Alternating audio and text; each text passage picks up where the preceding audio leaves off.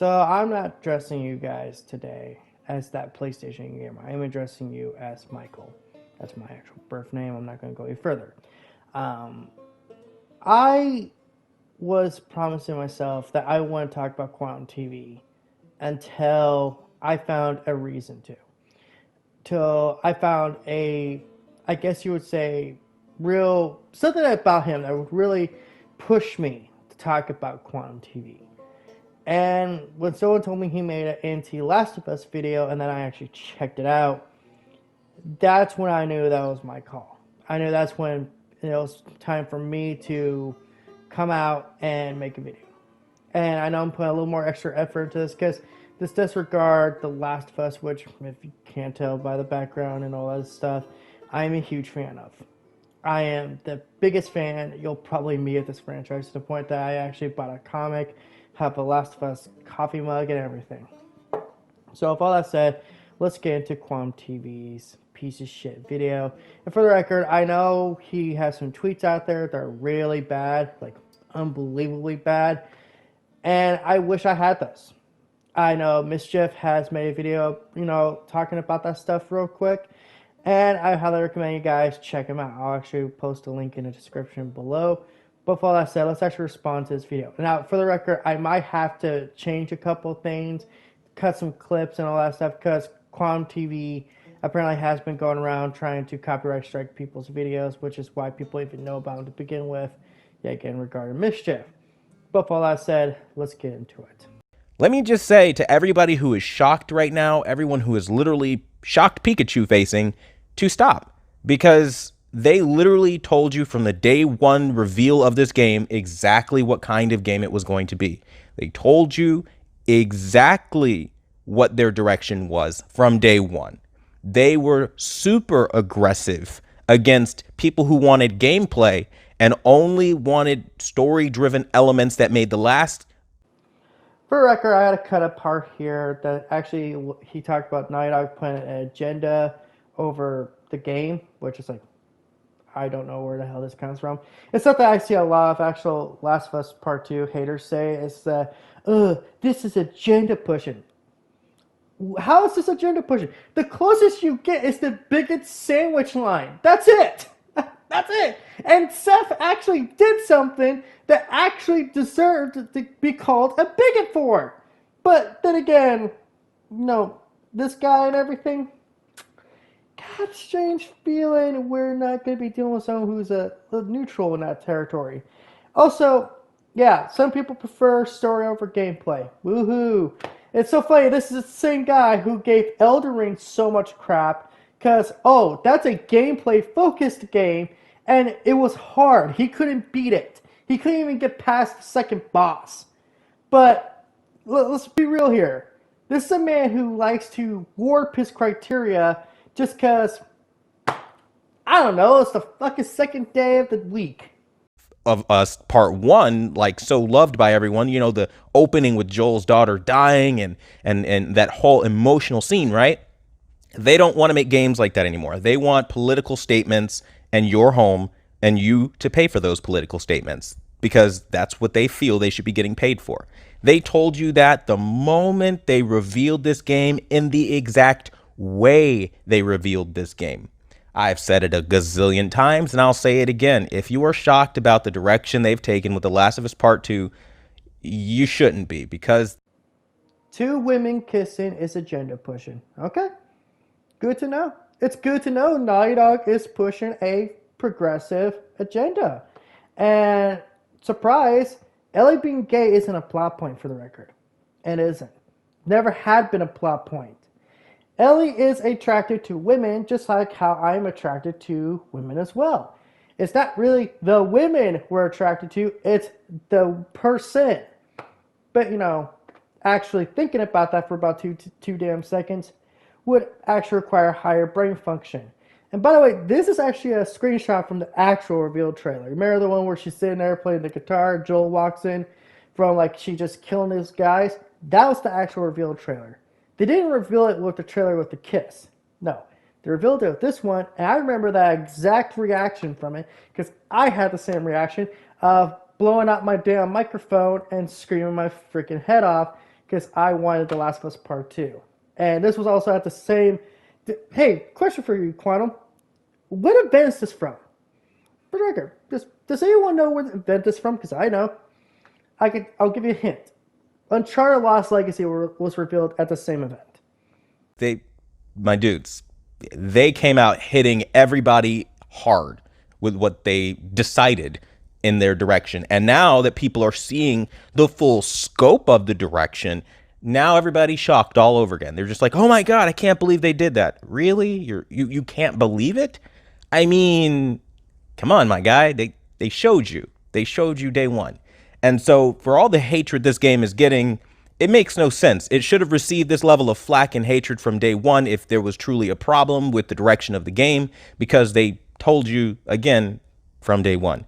And to be that guy, I told you so, man. I told you it was going to be like this. I told you they were going to go down this. So if you guys can't tell, he's not so subtly applying through the clips, the clips he's using, that The Last of Us Part 2 is pushing a gay agenda. I mean, only one character, well, I guess you would say two characters are gay in this game, and I guess that's agenda pushing now. You know, two gay characters in a video game where most of the characters are straight is agenda pushing now. And by the way, this doesn't even make sense in the context of the leaks that got put out that the time he's recording this video, because the leaks weren't, revealing anything about someone's sexual orientation. Hell, even the actual leak involving Abby has nothing to imply of her being gay or trans or anything. She just, spoiler alert, kills Joel. She kills Joel with a golf club. And I guess some people interpret that as Abby being trans, and that means Naughty Dog's pushing an agenda. Yeah, because, actually playing the game, or, God forbid, just watching the cutscenes, you would actually learn why Abby's killing Joel and how that's not agenda pushing. In fact, it's a story that was set up in the first game. We just didn't know it. Road, and I had every single person chiming off against me. I'm the worst of the worst. I'm this horrible human being, right? Well, now look at where we are. The entire gaming community now sounding off in unison, literally to everything I just said, because now they see the full extent of where this leads. Oh, you mean the fake outrage that people were basically making just so they could promote their YouTube channels and get extra baits off the people who are super incel mad because they weren't going to buy Last of Us Part 2. Even though the Last of Us fans, the actual fans, were like, hey, you know what? Maybe this isn't bad as it looks. We need to actually play the game. Shock, playing a video game actually means playing a video game. All I'll say is this. When you go into certain politics and you go into certain aspects of beliefs, there is no coming back out of that and being a normal human being at the end of the day. You can't go into SJWism and want to believe that everyone should view the world in the same way you do and not promote that at your job, in every aspect of your life, in your identity, in your culture. And that's what happens with Naughty Dogs. So just remember, folks, if you treat people equal, no matter their sexual orientation, religious beliefs, skin color, or any of that, you're SJW. That is bad. Because some black man on the internet told you it's bad.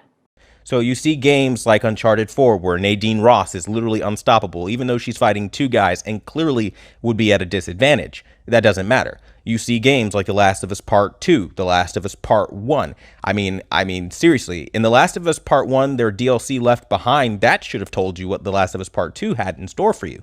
I mean, they literally sexualized minors, literally underage children, and tried to build some romance love story around that. So quickly want to address Nadine before I get into the real rage fest here.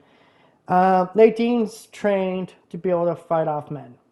Not just, in a way to, pass off their, I guess you would say, advancements. Like she's actually trained to fight men. She's trained to fight men twice her size. So two untrained, let's be here, scrawny little dudes, ain't going to be much of a challenge for her. Let's talk about your, assumption of Naughty Dog sexualizing little girls. Well, I guess you're going to call them little girls. I'm going to call them teenagers.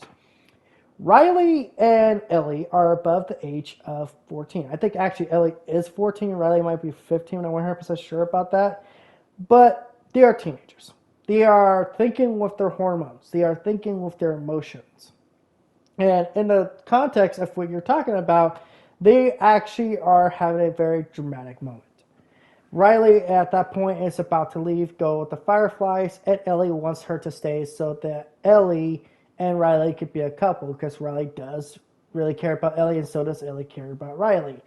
But they're both being equally stubborn and not actually just admitting it. See, that's the context there. And context is key.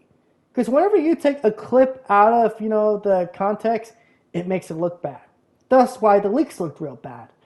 But this isn't sexualizing. In fact, Naughty Dog, if I'm being very real here, is one of the most unsexualized when it comes to their women. Naughty Dog doesn't treat their women, with like a attitude of, oh, let's just flaunt them around and get the horny teenagers going. Like, no, they actually treat their women characters with respect. I also like that. I like the fact that Naughty Dog doesn't sexualize their characters. They don't put like hidden bikini models and all that stuff in there. They actually treat their women with respect in the games. They don't treat them as a sex object. They actually treat them like actual human beings that deserve respect. Even though obviously they're not actual human beings. But you get my point. They actually treat them with genuine respect. And they show that women, just like you just saw in that clip right there, can be just as badass as men. I mean, crazy thought, right? Women can be tough as men? Who would have thought that? Oh, wait, anyone who's ever lived with a single mother. My mom is a tough woman. She has shown me that women can be just as strong as men, if not stronger than men at times. Because women put up with way more. But I'm not going to get into that. I'm not going to get into the whole how this is SJW bullshit. Because I'm kind of drained at this point. I was holding it in my rage. I actually had this big blowout. But honestly, what am I going to say? The man here is very uneducated. He's very misogynist. He's a bigot.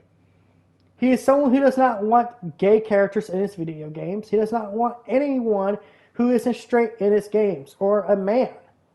He would essentially prefer every character just to be white. Because in a more recent video he made, he talked about Horizon Forbidden West and how he was uncomfortable there were so many black characters in the video game. Which is extra ironic considering the fact, well, he's black. So, I'm going to try to finish this up, but this is kind of like the peak, if I'm being honest. Because, what am I going to say? Outside, you're obviously wrong. It's obviously not bad to have gay, lesbian, trans characters in video games, because the more people we include in video games, the better. And I think Naughty Dog handles it the best. They don't do it as like, oh, see, here's this trans character, they're trans. Like, they actually give them a character, and, oh, they're trans, it's kind of like secondary. And even then, like, they haven't actually had a trans character. Because, of course, Quantum's probably one of those people that assumes Abby's trans with no actual evidence. In fact, she's not even gay, for the record. She's actually straight.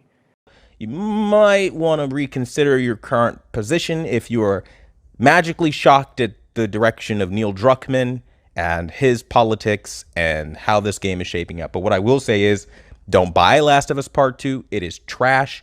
It is a garbage game. It has always been a garbage game. There is no amount of gore and brutality that they can put back in the game to make it worth it or worth your time. Simply put, it's a dumpster fire, better left alone. But just a reminder, this is all a response to leaks. The game's not out, so people can't buy the game if they want to. And he's already calling the game trash. Which, of course, in previous videos, I have basically debated that whole point and said, if you think The Last of Us Part 2 is trash, hey, that's all fine and dandy, up to you. But that's your opinion, not a fact. And calling a game trash just simply because you don't like the story doesn't make it actually true. And yeah, I think I'm checked out now. What am I going to say? Yeah, I would say play the game or watch someone play it, or hell, just watch my playthrough. I did that. And judge for yourself. I say judge for yourself, but obviously he's a fake, reviewer with clearly someone who's pushing a right-leaning agenda. So with all that said, folks, thank you for watching. I know this has kind of been a hard one to get through, and quite freaking frankly, I'm tired. I'm going to make me some food. Please like, comment, subscribe, and all that YouTube algorithm BS. I know I say that in every video, but I really did put some effort into this one, and like I said, I'm not going any further in this because this man doesn't deserve my pity, doesn't deserve my respect. Sure as hell not going to get my respect. Quite frankly, the less we talk about him, the better. If he just fades off and disappears into the sunset, that's better for everyone. I think the world would be a little better off without someone like Quantum TV. I'm not promoting violence against him or anything like that. I'm just saying, just ignore him. He's a little fly on the wall of the world. He's a little pimple on the ass of the cheeks of the world. And quite freaking frankly, he's not even worth talking about anymore. Peace out and have a good day.